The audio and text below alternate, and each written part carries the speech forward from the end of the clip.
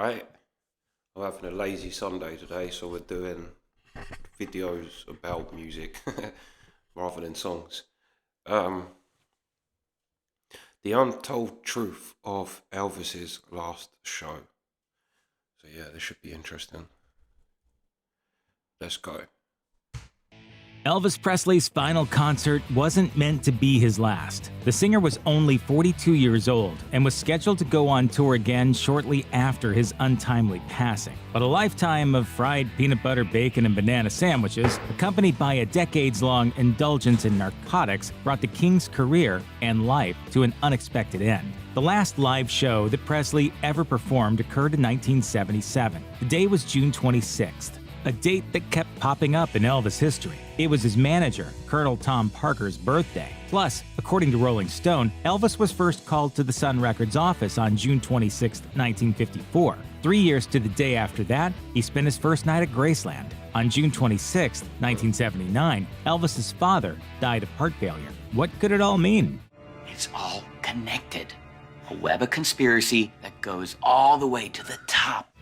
Well, probably not. Regardless, on the night in question, Elvis was on the tail end of an arduous 9-day tour. His last concert would be performed for a packed crowd at the Market Square Arena in Indianapolis. Per the Indiana Historical Bureau, nearly 18,000 people attended, none of whom realized that they were witnessing history. For 7 years, warm-up comedian Jackie Kahane held the unenviable responsibility of getting up on stage before the man known as the King took over. It was no easy job, and he was even booed off the stage at New York City's Madison Square Garden. Kahane's job as Elvis's opening act even dominated the first half of his obituary in the Los Angeles Times when the comedian died in 2001. In it, the Times describes how Kahane's set, formerly a tight 18 minutes, had stretched to nearly 45 as the years wore on, and it took longer for Elvis to get into performance shape each night. That night in Indianapolis, Kahane announced to the crowd, "Elvis looks great and Elvis sounds great." So he may have been a good comedian, but he definitely wasn't a prophet.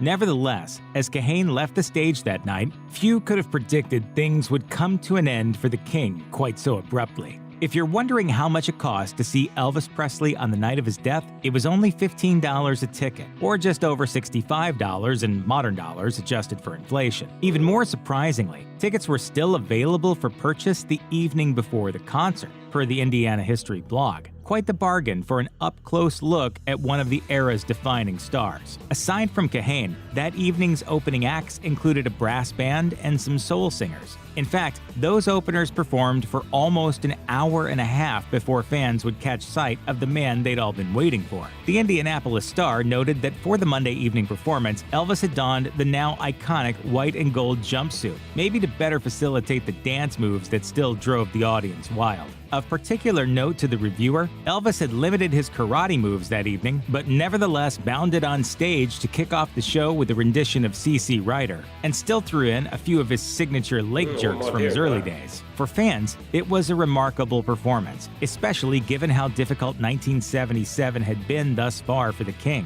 According to Far Out magazine, Elvis had broken up with a long-term girlfriend, immediately became involved with a new woman, and was so out of it during some earlier performances that journalist Tony Sherman recounted how he'd been nearly impossible to understand at an earlier show in Louisiana. Despite that, the King rallied and got things together for that one evening in June, if only briefly. Critical reception for Elvis's final show was decidedly mixed. On the negative side, there was Zach Duncan's review, which called the concert tacky and outdated, with the lighting merely adequate and the extensive use of warm-up acts coming off as fluff. He claimed that announcements were made over the PA system 3 times throughout the concert, reminding folks to check out the merch stand, with a voice even taking the extra step of reading the price tags of the available souvenirs. There were also more positive reviews, like the one in the Indianapolis Star, which spent a significant amount of time pointing out that Elvis wasn't as fat as he could have been. Over the course of a 3-hour concert, Elvis spent just an hour and 20 minutes on stage, performing old standards as well as new numbers, including a cover of Simon & Garfunkel's Bridge Over Troubled Water. At the end of the show, Presley brought his father on stage to wave to the crowd, then sang his hit song, Can't Help Falling in Love with You. Afterward, he told the audience, "We'll meet you again. God bless. Adios." And then the show was over, and Elvis left the building for the very last time. Check out one of our newest videos right here. Plus, even more grunge crazy. videos about your favorite musicians are coming soon. That's crazy. Yeah, you should check out his channel, Grunge. His channel's called. But that is mad. But yeah. I think he really had no idea. If he was planning a tour, it is kind of sad, really, isn't it? It's kind of, yeah. But then also, I watched that one, didn't in it, where they talked about him being inbred, or his grandparents were first cousins or something, and that can lead to a genetic problems, basically. And Elvis had them, his daughter had them. Yeah, it's kind of mad as well to see him, because obviously you see when he's younger how he performed, and then to see him, yeah, just kind of done. Must have been hard for people to see, because he was really the original famous guy. Really, he started it all, at least in terms of what we know as modern day fame. Elvis was definitely the first, and they all loved him.